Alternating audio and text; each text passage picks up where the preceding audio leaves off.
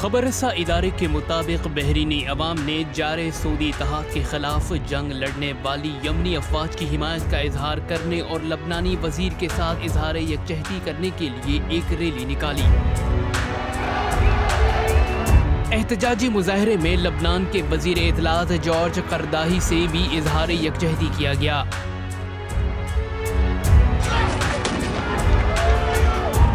بحرینی مظاہرین نے اسی طرح غاصب صہیونی حکومت کے ساتھ آل خلیفہ حکومت کے تعلقات کی برقراری کے اقدام کی بھی مذمت کی۔